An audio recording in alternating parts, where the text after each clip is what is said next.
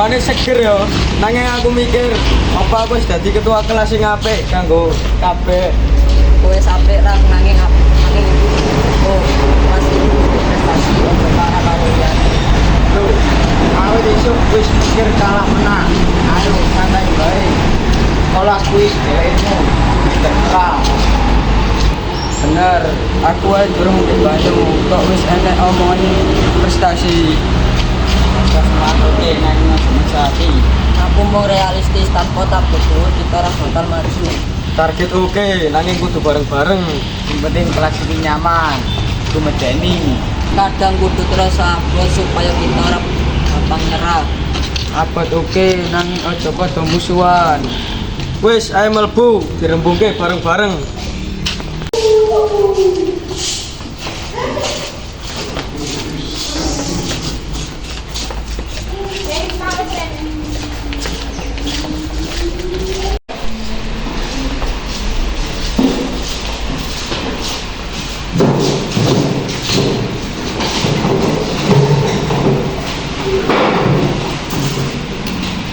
Pak, kowe kok rene serius kabeh arep ujian negara ta?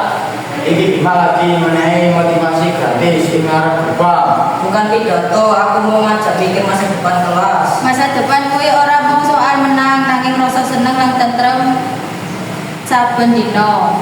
Bener, nek ati tentrem gawean kok dadi lancar. Iya, nek kerasa kepepet malah uga mlebu sekolah. Aku gak seneng nek suasanane tenang ora kaku.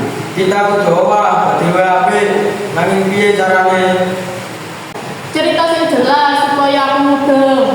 Contohnya teko sekolah tepat waktu, resolusi tuntas, kabeh milu kerja, coba nonton. Api nanging ning ana sing durung iso kudu ditulung dan dudu langsung dimarahi.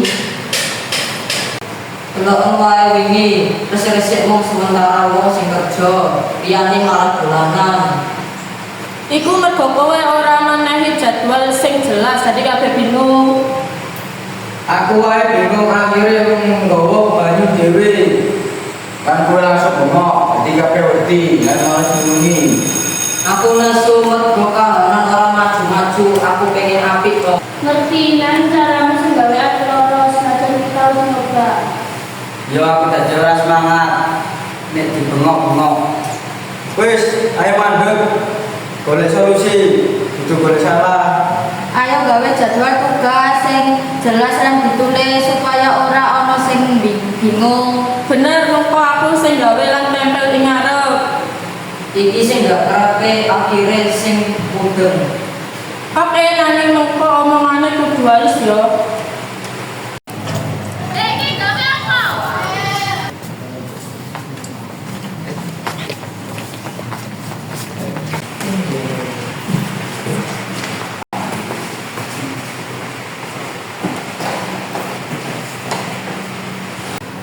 Sukses kuwi butuh proses.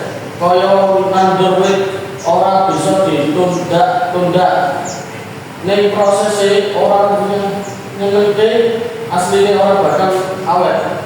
Nggih Pak, matur nuwun wejangane bakal kita bertahake. Aku saiki ayo sinau kanthi ati tentrem.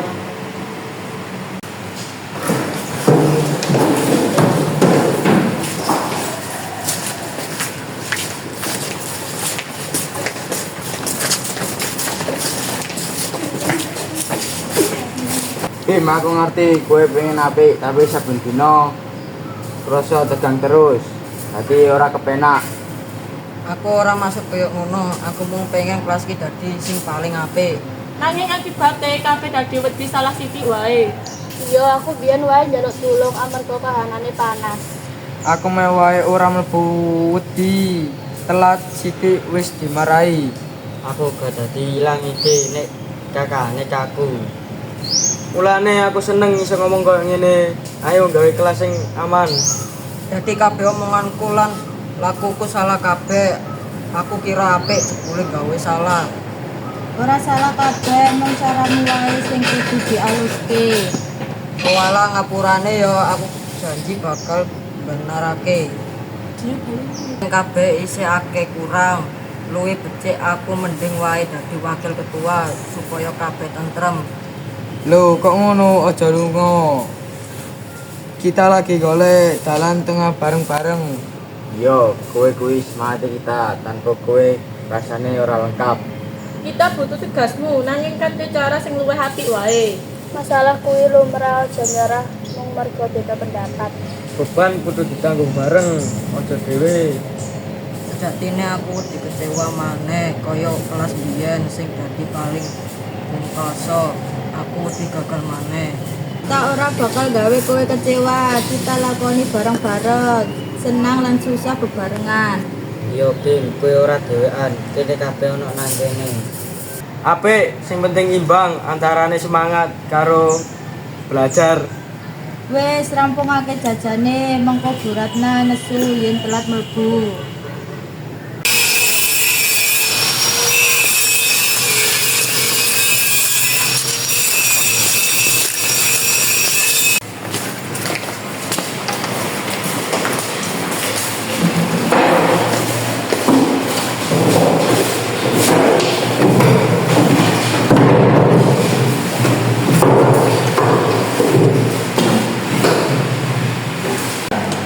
Aku nulis jadwal ing papan tulis supaya kabeh jelas. Aku sing nyatet kebersihan lan buat kas, kabeh bakal rinci lan transparan. Aku bantu dekorasi kelas supaya katon warni lan urip. Aku gawe jadwal piket sing adil, ora ana sing kakean utawa kurang. Aku sing nyari tugas lan jadwal kanthi cara nulis. Aku dadi tenaga bantuan, angkat barang, apa utawa sersi, sapa wae butuh tulung, tondo wae. Aku atur pojok monco lan jadwal sinau bareng supaya kelas dadi nyaman kanggo sinau. Aku sing ngawasi lan koordinasi, janji ora bakal bengok maneh. Nek ana sing salah bakal tak kandhani kanthi becik.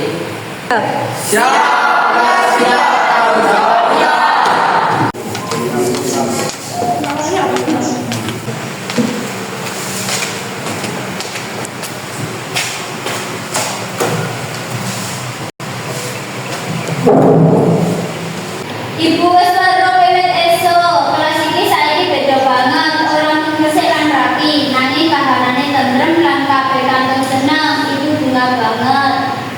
Matur nuwun Bu, kita lagi sinau bareng lan benerake kekurangan.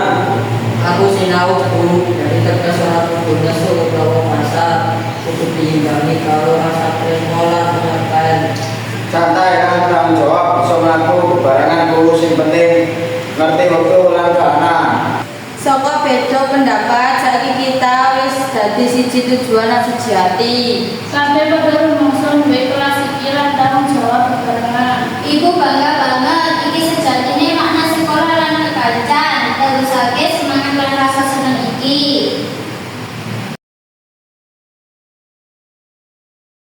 Akhire bal mulai ogah muni, weteng wis turu kabeh to? Ayo coba sadurunge warung anggaran kita entek dagangane, aku wis ora kuat nahan luwe. Ngenteni pringkas dhisik lawang lan jendela sampah wis dibuang apa durung? Iya, lan jadwal piket wis tak tempel ing ngarep supaya sesuk wis ngerti tugas dhewe-dhewe. Wis rampung kabeh, budal. Aku pengen cepet mulai lan critakno kedadean dina iki menyang ibu. Aku gak dino iki akeh banget pelajaran migunani sing tak entuk. Wis, ayo budal bareng. Sesuk ketemu maneh kanthi semangat anyar. Matur nuwun kabeh, sesuk aku janji bakal luwih apik meneh. Kita kuat.